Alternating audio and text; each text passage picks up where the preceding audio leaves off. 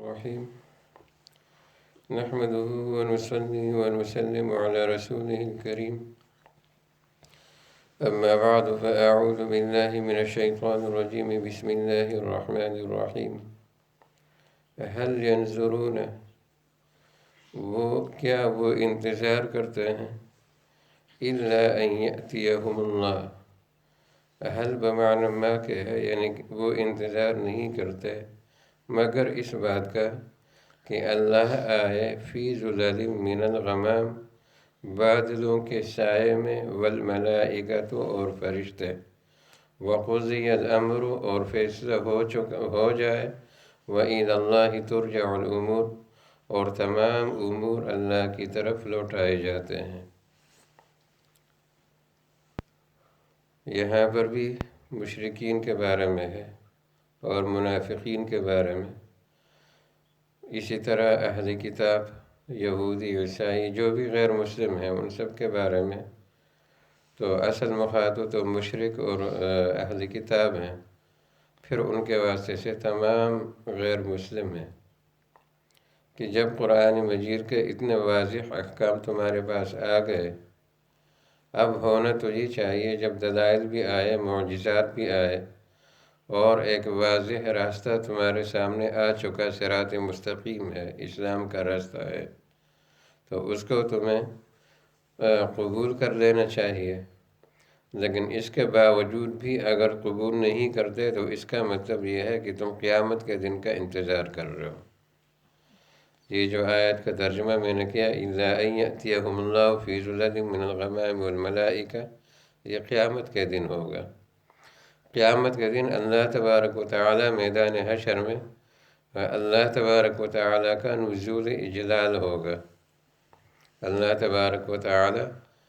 کا عرش لایا جائے گا جس کو 8 فرشتے تھامے ہوئے ہوں گے اور اس کو میدان حشر میں رکھا جائے گا، اور اللہ تبارک و تعالی کی تجلی ہوگی اس عرش پر، اور پھر اس وقت وہاں پر حساب کتاب شروع ہوگا۔ تو حساب کتاب بھی ایک دم تو شروع نہیں ہوگا، بلکہ لوگ پریشان ہوں گے، انتظار کریں گے حساب کتاب کے بارے میں، مجبور ہو کر پیغمبروں کے پاس جائیں گے۔ سب سے پہلے حضرت آدم علیہ السلام کے پاس جائیں گے،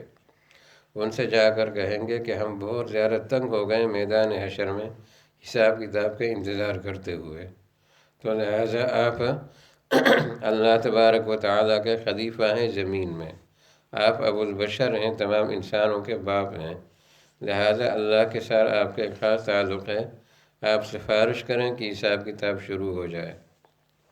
وہ کہیں گے کہ یہ منصب میرا نہیں ہے،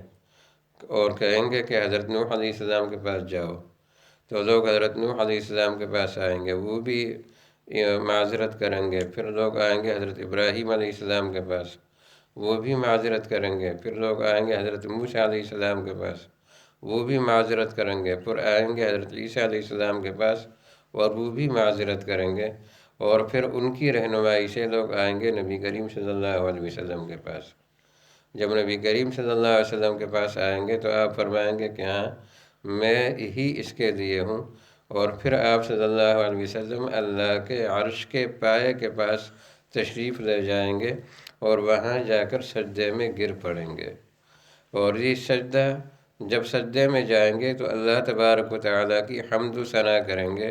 اور آپ صلی اللہ علیہ وسلم صحیح حدیث میں فرماتے ہیں کہ وہ حمد و ثنا دنیا میں مجھے نہیں آتی، وہ اس وقت اللہ تبارک و تعالیٰ مجھے الہام کریں گے اور میرے دل میں ڈالیں گے، اور یہ سجدہ ہوگا پورا 1 ہفتے، 1 ویک کی مقدار کے برابر، یعنی 1 ہفتہ آپ صلی اللہ علیہ وسلم سجدے کی حالت میں پڑے رہیں گے اور اللہ تبارک و تعالیٰ کی حمد و ثنا بیان کرتے رہیں گے۔ اس کے بعد پھر اللہ تبارک و تعالیٰ فرمائیں گے کہ یا محمد ارفع رأسک سل تعطیٰ واشفع تشفع، اے محمد صلی اللہ علیہ وسلم آپ سر اٹھائیے، آپ سوال کیجئے ہم عطا کریں گے، آپ سفارش کریں ہم قبول کریں گے، تو پھر آپ صلی اللہ علیہ وسلم یہ سفارش کریں گے کہ حساب کتاب شروع ہو جائے، تو اس کے بعد حساب کتاب شروع ہوگا۔ تو وہ بہت زیادہ سخت دن ہے، اور اس دن کی سختی جو قرآن میں اللہ نے بیان فرمائی ہے اور جو احادیث میں اس کی تفصیل آئی ہے، اگر انسان کو یہ چیزیں مستحضر ہوں اور ان پر یقین کامل ہو تو شاید دنیا میں کھانا انسان کو کبھی بھی اچھا نہ لگے۔ اتنا سخت اور ہولناک دن ہے وہ قیامت کا دن، اور اس کی جو سختیاں قرآن نے یا حدیث نے بیان کی ہیں تو بہت زیادہ سختیاں ہیں۔